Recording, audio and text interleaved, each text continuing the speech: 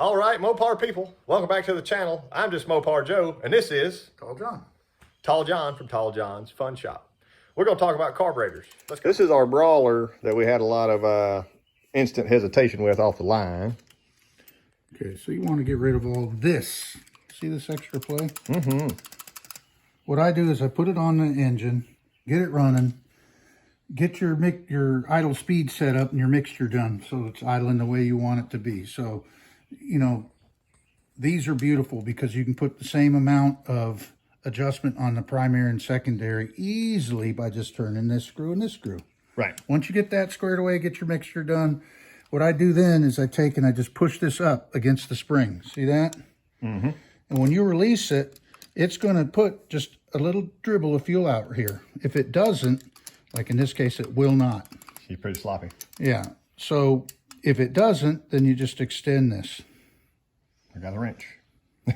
So basically just turn it out until it's we got to put a wrench here and a wrench here. So you put a wrench down there and I'll put a wrench here and we'll do that. So this one here, this one is touching. Let's see if there's enough fuel in there to do it. Nope. She's dry. Squeaky, squeaky. So here's my new AED carburetor. This is, they call it an 850, and this is the Brawler 950. And I wanted to ask Tall John's professional opinion on why is that 850, in this case, better than the old Brawler 950? And the biggest reason is, see this booster? This is what they call a down leg booster. Mm-hmm. And this booster up here is what they call an annular. Annular mixes fuel better.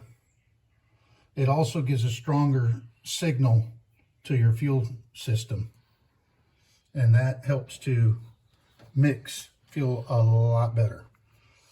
So you think that helped or hurt my traction problems? I never thought to put the 750 back on and try it that had the down leg boosters. Yeah. I was just going for the glory here. This picked up 5 miles per hour. Did I tell you that? So you gained mile per hour plus torque for the 750. Yes. I got you. Yeah. I got you. Okay. Yeah, but it was. I think that was mixing a lot better, and it pulled like a freight train then. Yeah, there's no doubt about it. This annular is the way to go.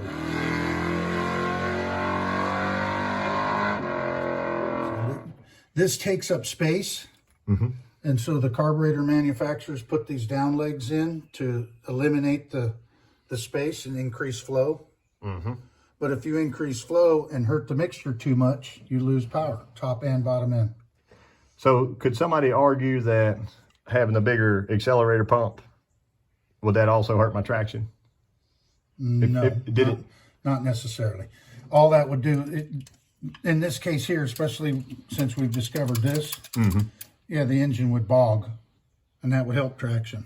Right. So if this is not causing a hesitation, then, yeah, I guess you could argue it that way. But the fact of the matter is if this was fixed, that would eliminate the bog. Right. And you'd lose your traction again. So like adjustability, see how on this rear barrel, it has the screw in fitting here? This down here, this here? Yeah. Is that much preferred to the old throw a rod in? Well, it makes a truer ratio. Make sure that the secondary is opening at the time you want it to open. See, it's also adjustable, isn't it? On this one. It's got a down here, there's another hole too. Yeah. I think if you move it down there, it goes 1-to-1. Mm-hmm. And I don't like 1-to-1 for drag racing, but I do for road racing. Yeah. Road racing, you want to know where your power is all the time. And with this, as you open it, pretty soon your secondary opens, you go, there's a big whopping torque change. Right. Whereas if it's 1-to-1, it's progressive torque all the way to wide open. Yeah. And you're a power valve man. Yeah, I power valve primary and secondary. Okay. But why? It's easier. It's easier. If you've got say a 78 or 80 in here, mm-hmm. without a power valve, this is going to be 86 to 90. Right. And that's related to how big the restrictors are in your power valve. So when you want to make sure that this barrel's mixing fuel at the same rate, the same ratio, it's primarily feeding these two cylinders, and this one is feeding these, you want all of them producing the same amount of power. So if we put a power valve in, and make sure that our restrictors in our power valve are the same size, then all I know is if we got an 80 here, you got an 80 here. There's no guess.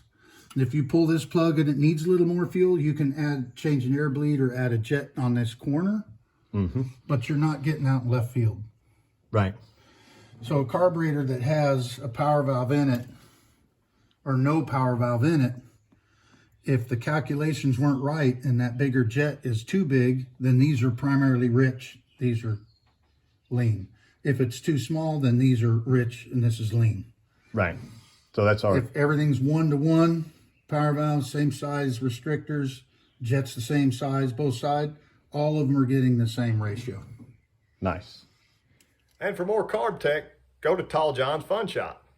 So Tall John drove this truck. What year is this? 76. 76 440 truck. You got that from Jed? Yeah. At Scott Speed, and made it live and run well. You drove to where to pick this up? Anza, California. From Nashville area? Yeah, Nashville. How many miles? It's over 2,000 one way. With the old D100. Yeah.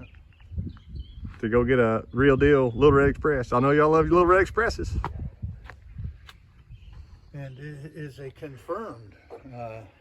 While we were out there at the duct tape, had a guy check some numbers. And he confirmed it. It's legit. And if you want to know who the guy is, it's Talking Mopars himself, Chris. He's the one who checked it out. Corvette Chris, check that out for you. Corvette Chris. All right. So this is 79, right? Yeah. 79. And you drove it from Virginia to California when? 23 years ago or so. Wow. So 79, they made 5,000 of them. 78, they made about 2,500. 78s are actually quicker than the 79s. They have the same engine in them. But in 79, they put a cat on them and they put EGR and a couple other smog devices on them. Kind of took a little power away from them. Got your thermo bog. Yep. The bog is installed. Let me come around. I want to show them the patina. The patinate. Cuss words. With the weight reduction floor pan and everything. I added this to make up for it. Nice. What is that? This is extremely rare. They made 75 Chrysler Imperial LeBarons with four-wheel disc brakes. And this is one of the rear ends out of one of those cars. So 9 1/4? 9 1/4. This has a 321 sure grip in it. I believe it's a 321. I never heard of one before until I looked at the tag. Right. So this has the same pad, same width as the Little Red. So I'm going to stick this in the Little Red and give it four-wheel disc brakes. Yeah. There we go. Show them the whole thing. All the wood that's missing on the side, this stuff, I already have that at home. It made it to Tennessee before the rest of it. You gonna put Jacob in this? Give him that truck. Say you'll take your Little Red back. There you go. I'm sure Jacob will be in it eventually. Oh yeah. You gonna tell him to go subscribe to Tall John's Fun Shop? Go subscribe to Tall John's. Go I can. That don't matter. subscribe to Just Mopar Joe. Just Mopar Joe's Fun Shop. I'm more interested in this. That was the only problem. That's it. Just locked up a little. Locked up. So this is what I had to come up with, was this single belt thing. But when I put the belt on, it kept tossing the belt. So I spacered it out with this. That got it better, go longer, but it would still toss it. Well, it turned out the lower water pump bolt, the bottom one, was hitting it. So I took that out. There's a stack of washers under it. Took those out and fixed that. Like that sweet header. Like that? How many miles per gallon did you say this is? towing the little red was about 12. Wow. Without towing anything, I've gotten as high as 17. Man. You ought to do a video series on that. See, here's your, actually I'm working on that. There's that SP2P. Remember, you got 3 or 4 of them goofy things. I do. SP2P 440. Jed said them's worth throwing to the wayside there. They're made specifically for towing. Those manifolds are. It freaking works, for sure. Thanks, Tall John.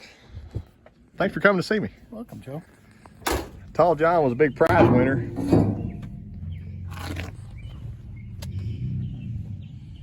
Yeah, I guessed Birdsong's time at the duct tape drags. And this was a giveaway for guessing it, and I guessed it to the thousands. Man. And you said it's cast iron. Steel. Oh, steel. Okay. Yeah. Dang. The story is this used to, says it right there, it used to be, it was from Keith Black's garage sale. A